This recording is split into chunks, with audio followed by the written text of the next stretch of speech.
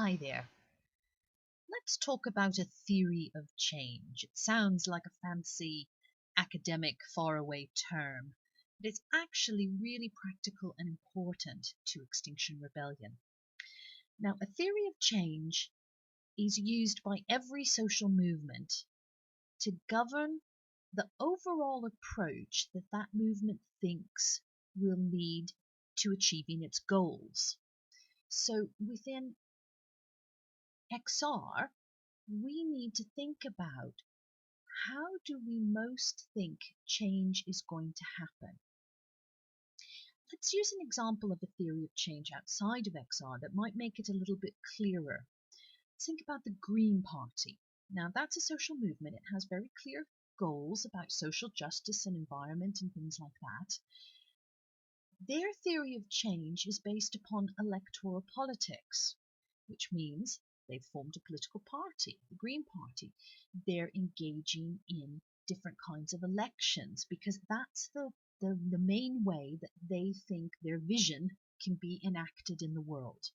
So if your theory of change is based upon electoral politics, then you're setting up a political party and your strategy is then about whether you're going to try to fight local elections or national elections.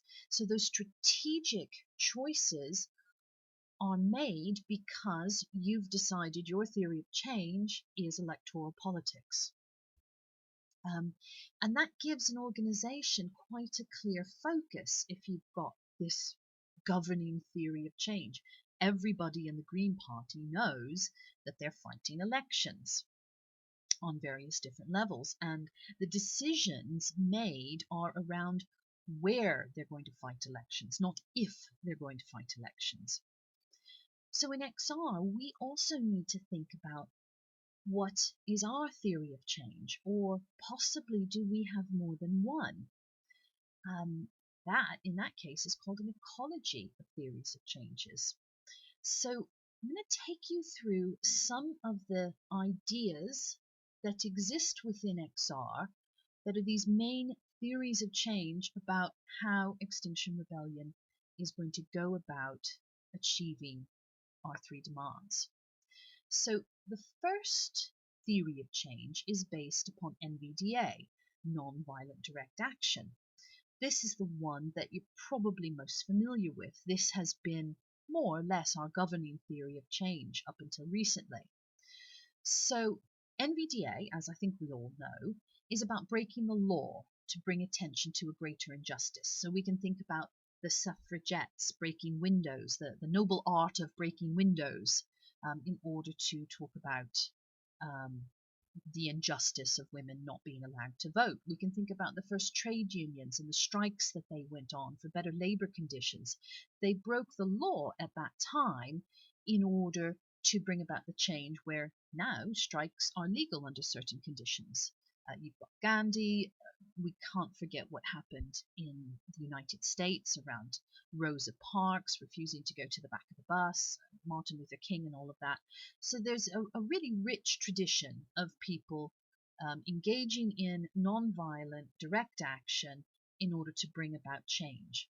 So the way it works is XR builds a strong mass movement and it builds alliances with other movements. That kind of underlies this theory of change. And then lots of rebels are going to break the law peacefully through direct targeted action, at the same time educating the public why this is an important cause. So you can think about how we're doing that in XR. Every time we're out there blocking the road, we're trying to say why we're doing it, that we're doing this for the planet, that we have to act now, etc., etc. This generates publicity and it overwhelms the police force at the same time. So we're getting the media to cover our demands and the problem, plus we're also trying to overwhelm the police and law enforcement agencies so that they can't deal with us. And that creates a dilemma situation. This is really key in NVDA, that if the government decides to repress XR, it generates public sympathy and support for the peaceful protesters. And you can think about, for example, in the October Rebellion, when they decided to do the blanket Section 14 across London, lots and lots of people who had not necessarily been on the streets for XR stood up for our right to protest. And that created a lot of sympathy and got the word out. So if the government gets more repressive, that's kind of a win for us. But also, if they keep allowing us to protest and they disrupt, it means the government's not in control. And that creates a problem for the government as well. So you can see this theory of change takes us into this situation where we're winning on both sides. We keep going with this. We have different kinds of actions. We continue to educate the public. We continue to have mass mobilization until approximately 3.5% of population is on the streets. And research has shown that that might be the tipping point to actually getting the government to meet our demands. Whether it's 3 or 4% or 3.75 doesn't matter. But the theory of change of NVDA says you will reach a critical mass whereby you will be able to achieve your demands, and you don't need 50% of people on the street. You need a relatively small percent of the population to actually get out, be willing to break the law, and force the government to do something.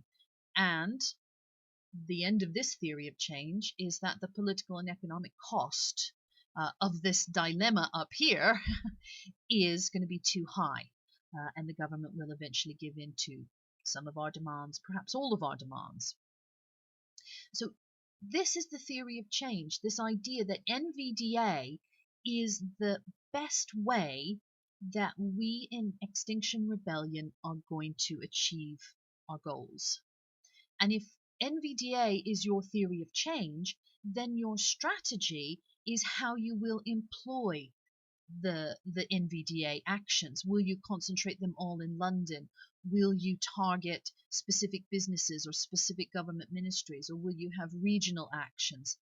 Those strategical choices all have their root in the belief that nonviolent direct action is the best way to get to our goals. So that's one theory of change. That's what we've mostly been working from in XR. But what we're finding is other theories of change are finding their way into XR, and that these might have something to offer us as well. So we're going to go to the next theory of change, which is loosely entitled the influencer-focused theory of change. So what we're looking at with this theory of change is not so much getting mass populations onto the street breaking the law. What we're doing is looking at influencers, and we've got a very broad idea of influencers. These are people in positions of power and authority, like the police, the civil service, banking, corporations, media, politicians, church leaders, and also on a local level, you've got councillors, school heads, etc. There are people in all of these different organizations that we need to work with. So if the influencer focused theory of change is yours, then you're going to be looking at these key individuals in all of these different places whom are sympathetic to our ideals and our vision for saving the earth. So you're going to use both rational and emotional ways to target these people. You can think of like somebody like George Monbiot in The Guardian. There's a media professional who's really, really close to XR and is constantly writing really positive things about the Extinction Rebellion approach. So he is clearly an influencer, and he can reach an awful lot of people. We have former police officers who work with Extinction Rebellion, and when they stand up and say the police are overstepping their remit, this holds sway. So the influencer focus theory of change is that you find these influential individuals and you convince them of the urgency of the crisis and say, yes, really, things like a citizens' assembly are the way to go to solve things. And then these influencers are in the key institutions, and they start lobbying for decisive climate action. So this is more of a sort of insider role that if we look at the BBC, for example, there are certain things that we can do from the outside, sitting outside of the BBC offices, for example. But if we can get key people inside the BBC who BBC executives and journalists trust, they have a good chance of spreading our ideas and helping us achieve our goals. So the idea is once they start to do that, this will help meet our three demands and getting industry to implement the changes that the government require. So you can see that this is quite a different thing. If you've got the NVDA theory of change, you're out there on the streets. If you've got the influencer focused theory of change, you're trying to find your way into the big institutions and seeing how you can make change from that. So two different theories of change which give you two very different strategies. But there's another one, at least one more, and that's the one that we're calling personal transformation. Now, this really links very closely to what we're also calling regenerative culture. It's looking inside at us as human beings. It starts off with this underlying philosophy that we need to have more and diverse ways of knowing things. It's not just about facts and objectives that our current order would have us think about. It's not just about IQ, it's about EQ, emotional intelligence. And it's looking at us in a much more holistic way. And it relates back to our principles and values where we talk about the fact that we're all part of a toxic system. That toxic system is within us.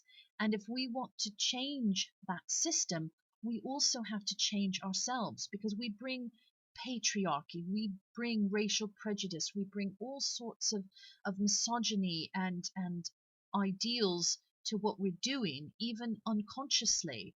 And in order to truly embrace a different system that's not based on exploitation, we have to work on ourselves. So the theory of change, of personal transformation, tells us that we need to explore and learn how to connect to both nature, to ourselves, and to each other. So that first thing is realizing that we have become disconnected beings, that we have this myth of being individual, but we are all connected, and that's something we need to explore and learn about. And if we start to do that, then this theory of change tells us that people are going to be able to stand up for those connections and the needs and the values, and they're going to be willing to organize to realize them, because once you feel that connection to community, once you've hugged a tree and felt the living spirit within it, you're going to want to defend that. So what we will also try to do at the same time that we're helping people to understand these values is we're going to say that whilst everything is starting to fall apart in our democracy, there are opportunities to move this in a holistic and transformative, positive thing to build a better society. When nothing moves, it's hard to change, but when things start to crack apart, there's actually an opportunity to go in there and steer the direction it's going to go. So personal transformation says we need to be ready for that. And we need to invite ourselves and others to this kind of self-empowerment, to be healthier, to be happier, that there is a different way. We don't all have to be defined as consumers who are competing with each other. And once we are broken out of that idea that our most important identity is as a consumer, as taking things from the earth and taking things from each other, we can start to see that there is a different future possible. And once you know it's attainable, then you're willing to really work to make that happen. And So the personal transformation theory of change says once people realize they can do something differently, they're valuing community, they're valuing their connection with nature, then they will begin to co-create these dynamic participatory communities that aren't based on exploitation, that aren't based on patriarchy, that aren't based on racial prejudice and ethnic exclusion. So these things, once you're connected, you can't other people.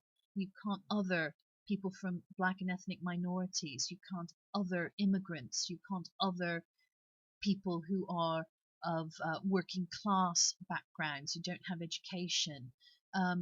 It means that we all come together in a community and we look after each other. And therefore, we have to stop accepting inequality. We have to stop accepting planetary destruction as the way to live, that, well, we just have to mine these things because we have to have these goods. This will then force political change because we're no longer willing to accept a society based upon exploitation of people and planet. And this then, by definition, has to be a commitment to social justice. It will include the people who have been excluded. It will bring belonging and dignity to all of us, because once we're connected, we can no longer push people down. And we can look at all kinds of ways that this will be impacted. This is just one example. We've heard of the gross domestic product as a way that a capitalist economy defines progress. But there's a general progress indicator, GPI, that looks at how happy people are, how their needs are being met, as opposed to just how many goods are produced in factories. So the personal transformation says basically we can't change our system until we change ourselves, because we're co-creating that system all the time. And if you have that personal transformation as your main theory of change, then your activities are looking at how to create these connected, nurturing communities. Again, different from NVDA and from the influencer. So what we're finding, and this is really key, is that Extinction Rebellion is transitioning to what we're calling an ecology of theories of change. And this means that we need more than one. We've been working with NVDA, that's been our core, but many people have said, don't ignore the personal transformation, because as individuals, we also need to be changing. And in an ideal world, those actually can complement each other. But they can also create tensions, because if somebody's doing NVDA and that's their key theory of change, and they're working with somebody who has a personal transformation theory of change as their main theory, they can also disagree about aspects of that action. So they can help each other, but they can also have tensions. And that's one of the things we'd like everybody in Extinction Rebellion to be thinking about. What is your theory of change, and how do we as a movement bring those theories of change together in an ecology where they're supporting each other as opposed to pulling each other apart and descending into arguments about the one way to achieve things. And today we've only talked about 3 theories of change. Those are probably the key ones floating around in Extinction Rebellion right now, but there may be more, and it's worth thinking about. Do you have a different theory of change? Is XR missing another theory of change that can pull things together? So I hope this has been useful in helping you grasp that a theory of change is not just some concept for theorists, but it actually defines the strategies that you believe in and the work that you want to engage in. And so having time to think about this and understanding where disagreements with other people might come from, they actually might start in the fact that they have a different theory of change from you. So how can we recognize that and work together so that we can still achieve the three demands that we all think are very, very important? Thank you.